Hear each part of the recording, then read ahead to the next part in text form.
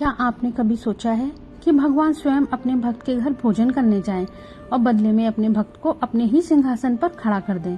दोस्तों, आज मैं आपको संत नामदेव जी महाराज और भगवान विट्ठल की एक ऐसी अद्भुत, सत्य और हृदय को भाव विभोर कर देने वाली लीला सुनाने जा रही हूँ, जिसे सुनकर आपको समझ आएगा कि सच्ची भक्ति में भगवान और भक्त के बीच कोई दूरी नहीं रहती। भगवान स्वयं अपने भक्त के अधीन हो जाते हैं। तो आइए सुनते हैं प्रेम, भक्ति और भगवान की अद्भुत रहस्यमयी लीला को। दोस्तों, पंढरपुर के श्री नामदेव जी महाराज रोज मंदिर में जाते और ठाकुर जी के सामने खड़े होकर बोलते कि ठाकुर जी, कभी आप मेरे घर भोग खाने के लिए आओ। लेकिन विट्ठल भगवान वैसे ही खड़े रहते। लेकिन नामदेव जी थे, रोज एक ही बात कहते कि मेरी मैया इतना बढ़िया प्रसाद बनाती है, ठाकुर जी कभी मेरे घर आओ खाने के लिए। एक दिन ठाकुर जी बोले कि नामदेव, पूरी दुनिया तो यहीं पे भोग ले आती है, तू भी यहीं पे ले आ, हम यहीं खड़े होके भोग खा लेंगे। तो नामदेव जी कहने लगे, मेरे घर आओ खाने के लिए। तो ठाकुर जी बोले, मैं तेरे घर अगर खाने जाऊंगा तो मेरी जगह पे यहाँ पे कौन खड़ा होगा? रोज लाखों दर्शनार्थी दर्शन करने आते हैं। तो नामदेव जी बोले, आप तो भगवान हो, सब समर्थ हो, कोई व्यवस्था कर लो अपनी। भगवान बोले, ठीक है, कर ली हमने व्यवस्था। तो नामदेव जी बोले, क्या व्यवस्था की है? बोले, मैं तेरे घर जब जाऊंगा भोग खाने के लिए तब तू मेरी जगह खड़े हो जाना। नामदेव जी बोले, ऐसा कैसे हो सकता है? तो भगवान बोले, अरे सब हो जाएगा, बस आज एक काम करना, रात्रि में जैसे ही शयन आरती हो, तू शयन आरती के बाद तू पीछे आके छुप जाना। दोस्तों, देखो हमारे ठाकुर जी की अद्भुत लीला, और ये लीला बिल्कुल सत्य घटना है। दोस्तों, श्री नामदेव जी महाराज जी की जब रात्रि हुई, आरती हुई और नामदेव जी पीछे जाकर छुप गए, और रात्रि में शयन आरती के बाद जैसे ही कपाट बंद हुए, ठाकुर जी तुरंत मूर्तिवान जो खड़े थे वो मूर्ति से सहज हो गए और सहज होकर नीचे उतर गए अपने आसन से। उन्होंने नामदेव जी से कहा, अब तुम मेरी जगह खड़े हो जाओ। नामदेव जी बोले, अरे कैसे खड़े हो जाऊं? ठाकुर जी बोला, हमारी तरह ही खड़े हो जाओ, जिस तरह हम खड़े होते थे। नामदेव जी बिल्कुल वैसे ही खड़े हो गए। तब ठाकुर जी ने उनका श्रृंगार किया। पहले अपनी जैसी पगड़ी पहनाई, अपने जैसे वस्त्र पहनाए, अपने जैसे उनको पूरे हाथ पांव कर दिए और बोले, अब हम जा रहे हैं तुम्हारे घर प्रसाद खाने। 2-4 घंटा में मंगल आरती होगी, लेकिन तुम यहाँ से ही खड़े रहना यहीं पर। और सुनो, 2-4 बातों का बहुत ध्यान रखना। सुबह सुबह पुजारी आएंगे, तुमको ठंडे ठंडे पानी से नहलाएंगे। ठिठुर मत जाना, अंदर से ठंडी लगी हो तो उसे रोक लेना। नामदेव जी चौंक कर बोले, अरे मैं उसे कैसे रोकूंगा? ठाकुर जी बोला, हम नहीं रोक रहे हैं इतने सालों से, ये लोग रोज हमको नहला देते हैं सुबह 4 बजे। हमें भी तो कंपन होता है, हम भी रोकते हैं उसको। और सुनो, फिर तुमको दूध से नहलाएंगे, उसके बाद शहद डालेंगे तुम्हारे ऊपर। और दोस्तों, जब कभी आप पंढरपुर जाओ तो वहाँ की कांगड़ा आरती को जरूर देखना। कांगड़ा आरती में पहले दूध से, फिर जल से, फिर शहद से स्नान करने के बाद ठाकुर जी के पूरे मुंह पर मक्खन लगा देते हैं। तो ठाकुर जी नामदेव जी से बोले, पूरा स्नान कराने के बाद वो तुम्हारे मुंह पे मक्खन लगा दिया जाएगा।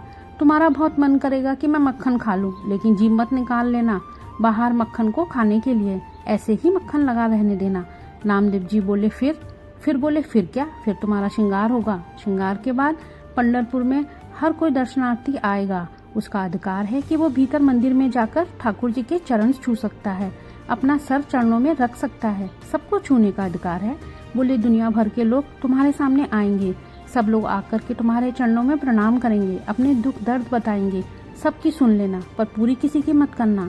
तुमको दया भी आएगी, कोई रोता हुआ आएगा, कोई बहुत ज्यादा विचलित भी आएगा।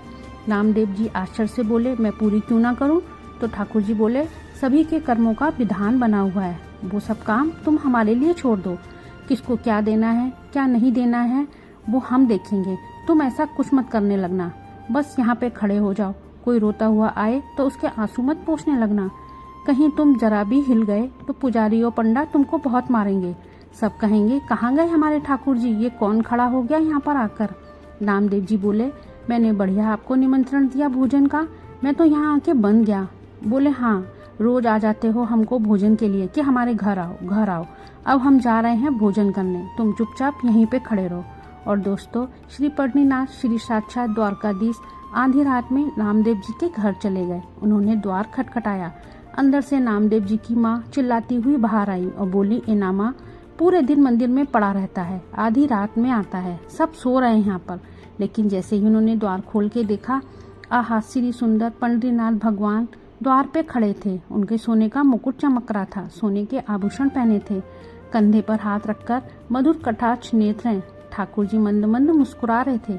नामदेव जी की माता आश्चर्यचकित होकर बोली, हे विट्ठल, विट्ठल, क्या ये सच में आप विट्ठल हो? तो ठाकुर जी बोले, हाँ मैया, मैं ही हूँ विट्ठल, जो नामदेव रोज निमंत्रण लेके मेरे घर आ जाता था। मेरे घर प्रसाद खाने आओ, इसलिए आज मैं आ गया।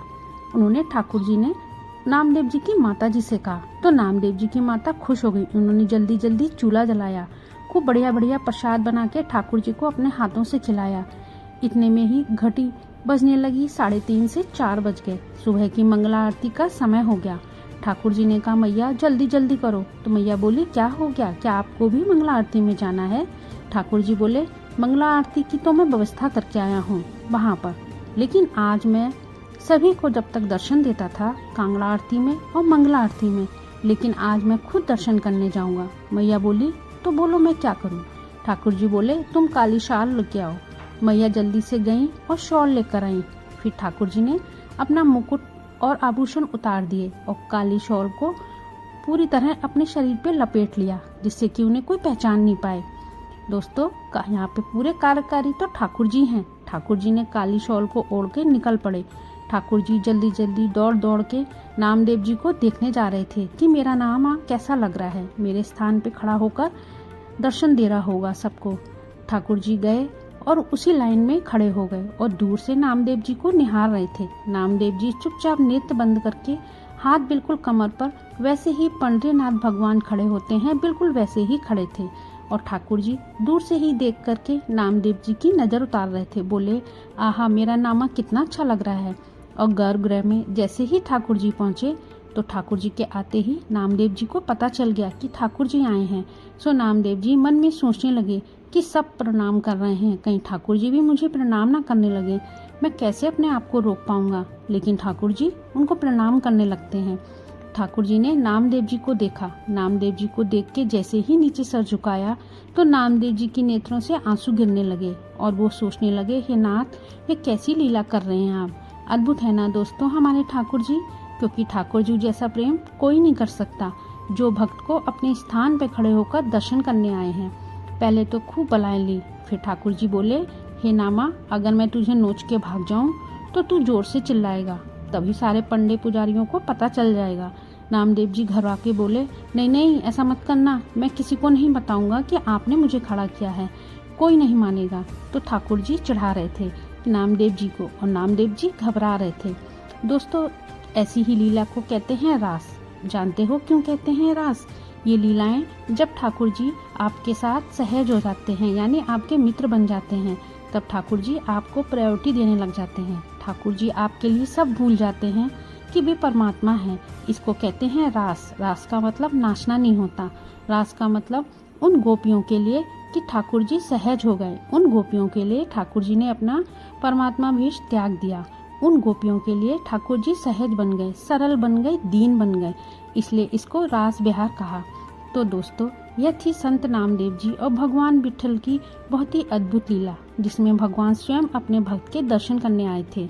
और यह कथा हमें सिखाती है कि जब भक्ति में स्वार्थ नहीं होता, जब प्रेम केवल समर्पण होता है, तब भगवान केवल मंदिर की मूर्तियों तक सीमित नहीं रहते, बल्कि अपने भक्त के मित्र, सेवक और परिवार बन जाते हैं। याद रखिए कि भगवान को बड़े यज्ञ, बड़े दान और बड़े प्रदर्शन नहीं चाहिए, उन्हें चाहिए निष्कपट हृदय जिसमें केवल प्रेम हो। कौन जानता है कि किस प्रकार भगवान विट्ठल नामदेव जी के घर गए थे, उसी प्रकार किसी दिन आपकी सच्ची पुकार भगवान को आपके द्वार तक ले आए। यदि आपको यह दिव्य कथा पसंद आई हो तो कमेंट में एक बार प्रेम से जरूर लिखिए, विट्ठल विट्ठल, जय हरि विट्ठल। और ऐसी ही अद्भुत भक्त भगवान की लीलाओं को सुनने के लिए दोस्तों जुड़े रहिए। जय श्री पांडुरंग विट्ठल महाराज की जय।